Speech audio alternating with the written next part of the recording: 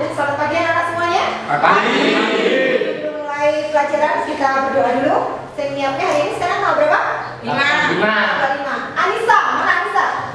Ya, silakan. Siap ya. Doa mulai.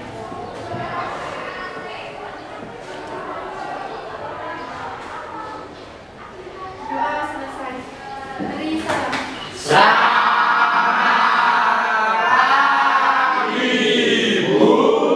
Selamat pagi semuanya. Assalamualaikum warahmatullahi wabarakatuh. Waalaikumsalam warahmatullahi wabarakatuh. Sudah pada istirahat semuanya ya? Ya. Ibu absen dulu. Ada yang tidak masuk hari ini? Eri.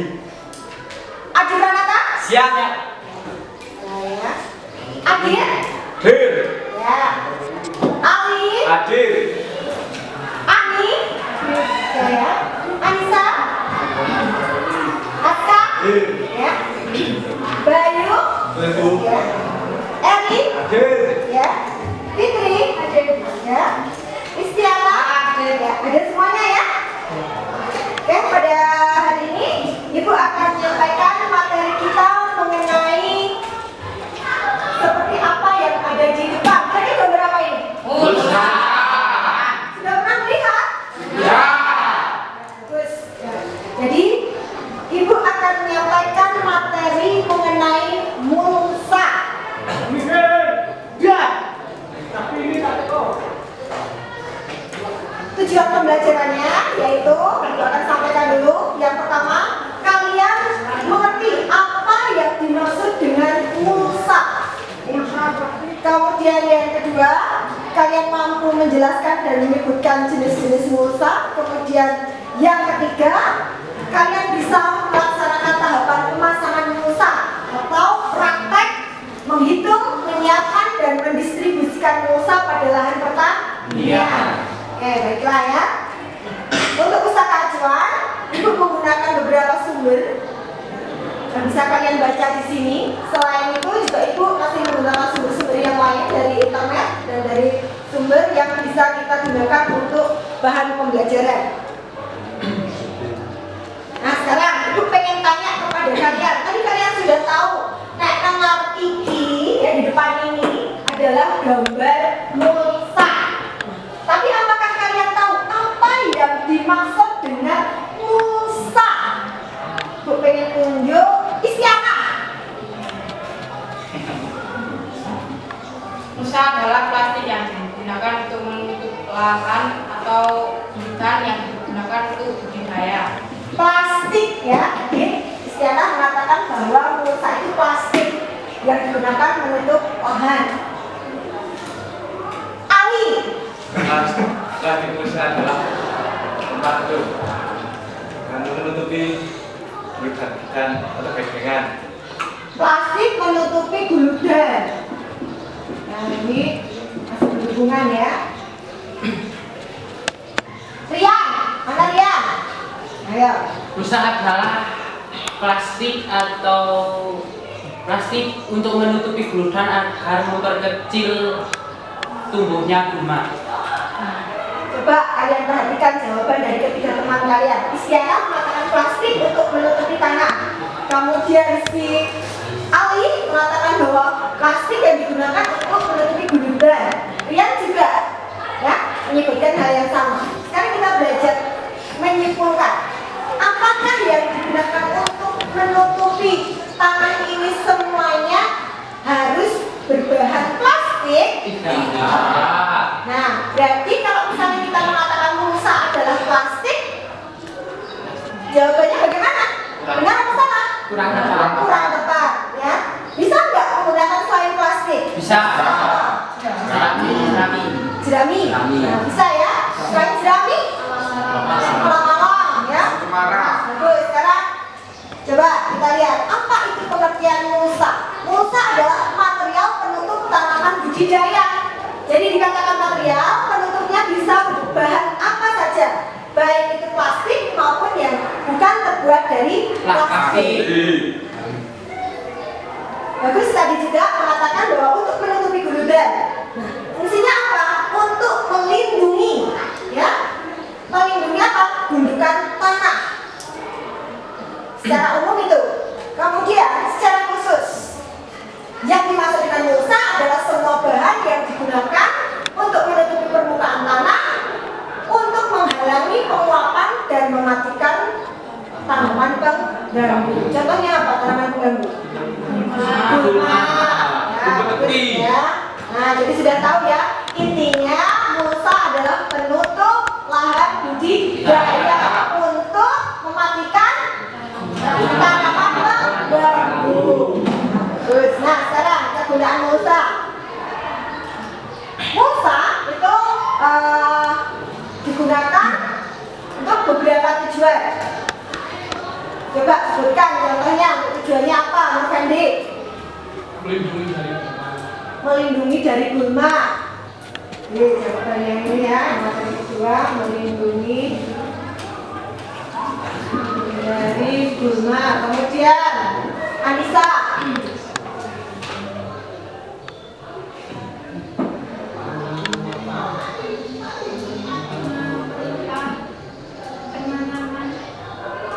Mempermudah penanaman, maksudnya memperkecil perawatan, memudahkan penanaman. Nah, sekarang kita bahas kegunaan mulsa. Setelah plastik itu dipasang di atas permukaan, ternyata itu punya tujuan. Yang pertama, supaya lembab. Kalian perhatikan bahwa tanah yang di atasnya dipasangi mulsa, bawahnya akan bagaimana? Lembab. Yang kedua, akan mengurangi erosi. Dan kenapa tanahnya tidak terkikis? Bagus, Mas Iket. Ya. Kemudian juga menyediakan nutrisi. Karena dengan apa? Yang pertama dari bahan mulsa organik. Mulsanya akan mengalami dekomposisi. Bagus. Menekan pertumbuhan gulma tadi sudah ya. Kemudian karena dipasangi plastik mulsa itu menjadi hangat, benih akan mudah berkembang. Mengurangi penguapan, membuat tanah menjadi lembab. Nah, sekarang kalian perhatikan gambar apa di depan? Bukan. Kalian lihat permukaan dari lantai yang ada di hutan. Bagaimana ini? Tertutup daun. Ternyata prinsip penggunaan mulsa jika kalian lihat dengan gambar di depan ini adalah sama, yaitu prinsipnya adalah meniru dari permukaan hutan ya, dasar yang ada di hutan, yaitu lantai atau dasar tanah yang ada di hutan itu tertutupi oleh daun, sehingga fungsi dari penggunaan mulsa itu meniru seperti apa yang ada di hutan, menutupi permukaan, membuat lembab sehingga apa, rumput-rumputnya tidak bisa tumbuh.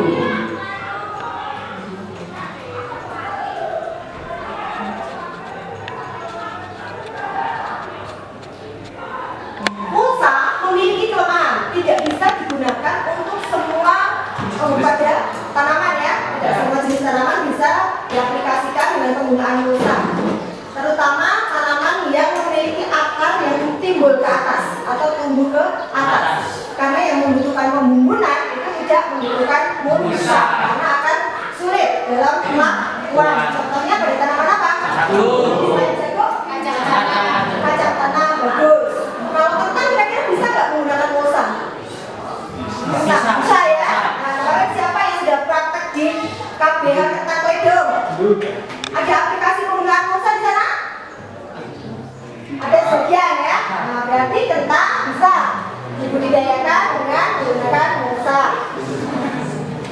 Nih, penerapan mulsa ternyata bisa meningkatkan hasil. Kalian bisa lihat datanya dari slide di depan ya, yaitu hasilnya tomat meningkat sampai 39 sampai 60%, buncis juga meningkat 20%. Dengan penggunaan mulsa, hasil cabai bisa meningkat 5 kali lipat.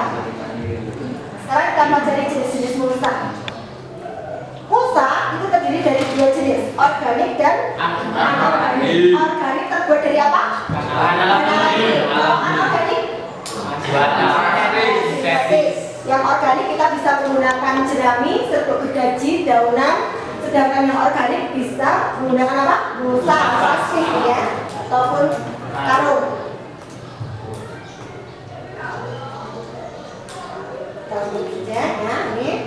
Mulsa organik dan anorganik itu tentunya memiliki kelebihan dan kekurangannya sendiri-sendiri. Nah, keuntungan menggunakan plastik mulsa itu ternyata bisa meningkatkan kesuburan tanah.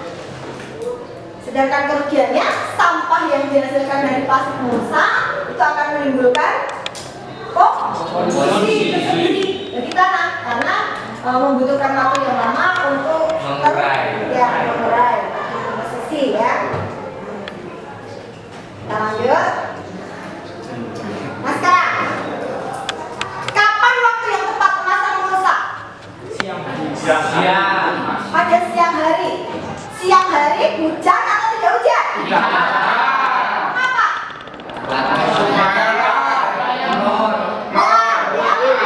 Jadi pemasangan mulsa yang tepat pada siang hari ya. Sehingga waktu kita memasang mulsa itu menjadi aman. Ini contoh plastik mulsa. Manfaat yang kita dapat dari memasang plastik mulsa itu yang pertama adalah kita bisa membuat lahan menjadi lebih rapi dan teratur karena dapat menekan rumput, kemudian dapat juga untuk menekan adanya hama, apit, trip, dan tungau contohnya ya. Kemudian menjaga tanah tetap subur, kemudian juga suhunya stabil, kemudian lembabnya juga stabil. Nah ini contoh binatang-binatang atau hama yang biasanya tidak menyukai warna dari plastik mulsa.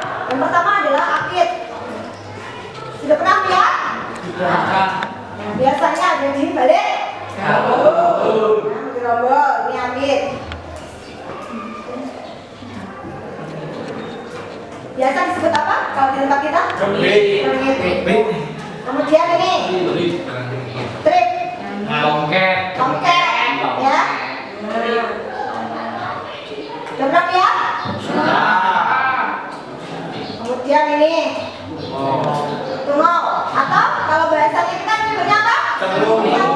Ya, bagus ya. Ini tungau. Nah sekarang untuk materi kita selanjutnya adalah simulasi praktek untuk memasang mulsa. Jadi dalam memasang mulsa itu yang perlu kita persiapkan adalah bahan dan alatnya. Untuk bahan-bahannya yang pertama ya tentunya saja apa? Plastik mulsa memiliki berapa sisi? Dua. Yang warnanya merah ya. Nah, kemudian kalau kita mau melakukan pemasangan, warnanya yang mana? Yang sebelah atas. Nah, untuk pemasangannya itu yang perak ada di sebelah atas. Nah, untuk pemasangan mulsa jangan terbalik. Karena dengan pemasangan yang terbalik juga akan memberikan fungsi yang tidak sama. Jadi yang perak di atas. Itu yang pertama yang perlu dipersiapkan adalah mulsa. Sudah pernah lihat semuanya ya? Kemudian yang kedua apa? Hujan atau? Ya, pasak untuk memasang mulsa. Nah, hujan ini biasa terbuat dari apakah bisa bahan? Bisa. Dari apa biasanya? Besi. Ya, bagus. Dan kemudian yang perlu kita persiapkan selanjutnya adalah apa? Biasanya congkloman. Ya, kalau di tempat kita namanya congkloman. Nah, gua akan mengajari teknik pemasangan mulsa. Untuk memasang mulsa yang perlu kita persiapkan pertama adalah gulungan, ya, tanah yang sudah diolah menjadi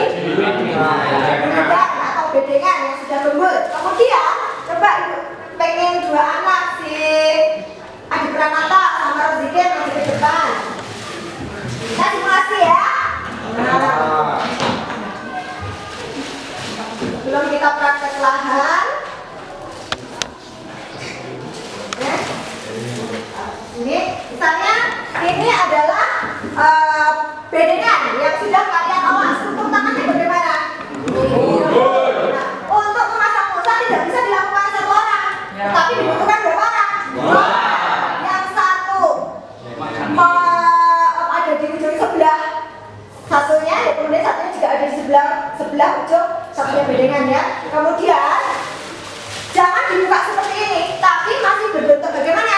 Roll, ya, gulungan. Jadi yang satu menarik, yang satu menjagani. Roll ya. Nah jadi ini jangan terbalik untuk rollnya. Jadi posisi rollnya itu yang datar ada di sebelah bawah. Jadi supaya gampang untuk menarik. Coba kalau ini bedengan, itu dulu, ditarik. Nah seperti itu ya. Diukur sesuai dengan panjang bedengan. Dilebihkan berapa? Kira-kira ada yang tahu? Berapa senti? 30. 30 cm. Supaya apa? Nanti tidak terlalu panjang waktu dia melang, ya kan? Untuk melipatnya jadi lebih mudah. Coba kalau misalnya ini yang sudah pas ya. Nah, tinggal jadi gulung lagi. Gulung. Nah, yang ini ya. Berarti ini sudah dipasang, jangan terbalik. Setelah itu,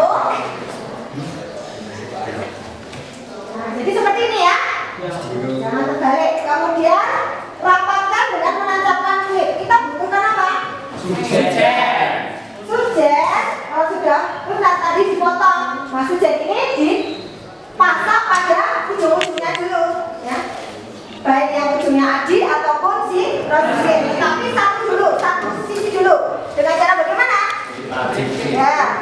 Ini sebaiknya dilentutkan terlebih dahulu, bisa direndam ya pakai air supaya tidak patah. Tapi kalau misalnya kaku dia akan tidak patah, ya kan? Ya. Jadi ini sebaiknya direndam dulu. Ambil satu lagi ya. Direndam, menjadi lentur ya. Kalau sudah lentur, kita pasang di ujungnya. Jangan sampai terbalik ya. Nah, ya digulung seperti ini. Jangan gulungnya ke atas, keliru ya, karena akan mudah lepas. Dengan menggulungnya ke bawah dia akan kencang, kemudian diteguk, ditancapkan ke tanah. Setelah keempat sisinya sudah selesai ya, ini satu ya, coba rasakan begini, tinggal kira semua. Nah ini nah, sudah kencang ya, ditarik ini sudah kencang. Nah, baru samping-sampingnya. Baru samping-sampingnya setelah terpasang ya, masih aja. Nah,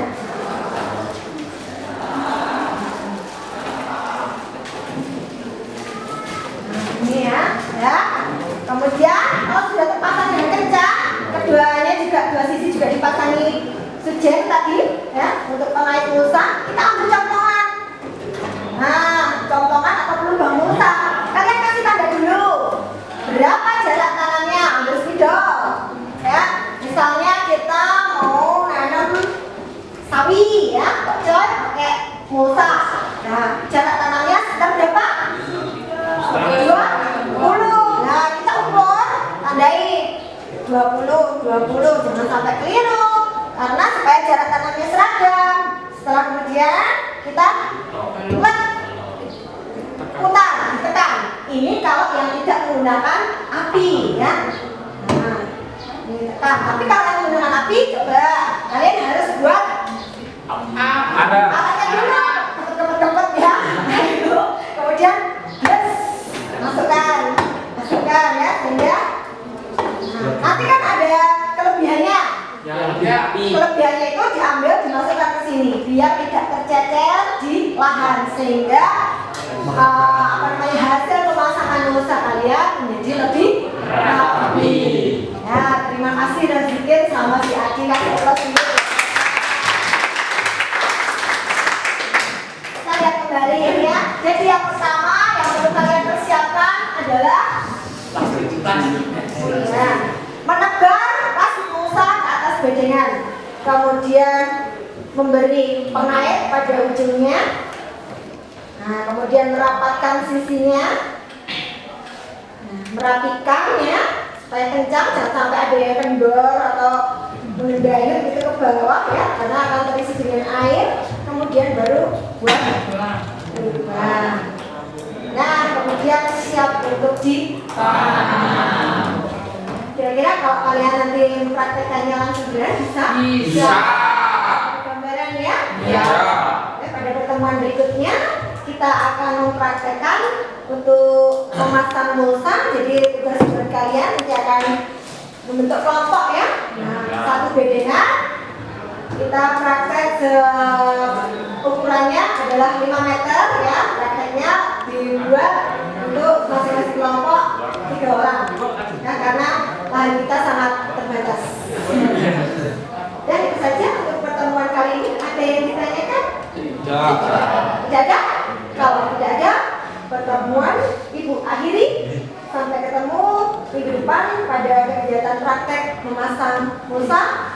Assalamualaikum warahmatullahi wabarakatuh. Waalaikumsalam warahmatullahi wabarakatuh. Kita ucapkan ya kita sebelum mengakhiri